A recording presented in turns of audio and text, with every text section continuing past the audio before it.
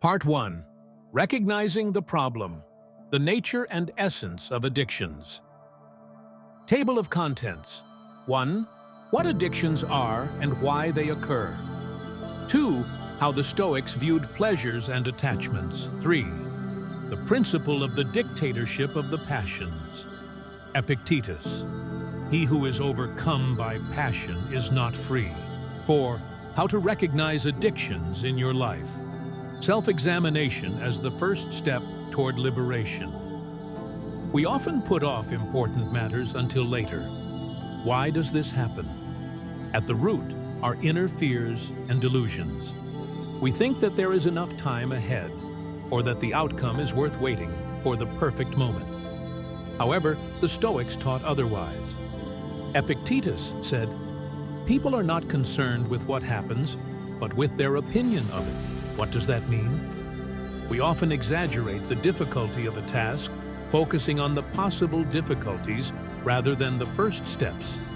We fear failure, criticism, or uncertainty. But these fears exist only in our minds. The path to resolution begins with an honest look at our weaknesses. The Stoics suggested a simple practice. Ask yourself questions. For example, why am I afraid of this? Or what's the worst that could happen if I start this? This introspection helps you see that most obstacles are far-fetched.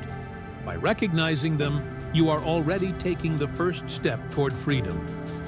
Part 2. Developing intrinsic motivation. Table of contents. 1. How the Stoics defined the purpose of life. 2. The importance of virtue and personal growth. 3. What really depends on us. Chapters. An example of a philosophical why. Goal awareness. 5. How to learn to appreciate long-term results. The Stoics believed that life has meaning if one pursues a higher purpose. Virtue, reason, and moderation were the values that lifted them above their fears and weaknesses. Marcus Aurelius wrote, "Wake up thinking you have the work of a man." But what does that have to do with what you want to do? When you have a clear understanding of why you do what you do, the inner doubts go away. Let's say you want to learn to play the guitar. Ask yourself the question, why do I want to do this? The answer can be inspiring. I want to please people with music and develop my talent. Find your why. This will become your anchor that will keep you on track when you encounter laziness or doubt. The Stoics advised keeping a reflection journal to keep your true purpose in mind. Try it for yourself. Part 3. The art of small steps. How to get started. Table of contents. 1. The role of consistency in Stoic philosophy. 2. How to avoid overload by starting small. 3. Divide and conquer. Big tasks and small actions. 4. The habit of discipline through repetition. 5. Embracing the present moment and acting here and now. The Stoics said, "It is more important to act than to dream." But often, we get lost when a task seems too big. For example, you want to start your blog, but you're afraid of the difficulty. What do the Stoics say? Take small steps. Seneca wrote, "The time that is wasted is the life we lose." Instead of planning the perfect launch, start small. Write one article, publish out one video. You don't have to become an expert right away. The key is to take action. Another Stoic practice is to break the task into parts. If the goal is too big, break it down into small steps. Want to write a book? Write 1 page a day. Want to improve your health? Start with 10 minutes of exercise. These steps seem small, but they add up to big results. Part 4. Coping with external and internal distractions. Table of contents. 1. How the Stoics dealt with distractions. 2.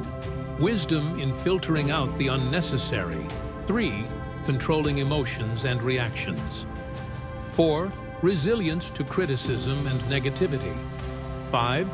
Stoic practices for concentration. Every time we try to start something important, distractions appear. Social media, laziness, fear of failure. What do the Stoics say? You have a choice.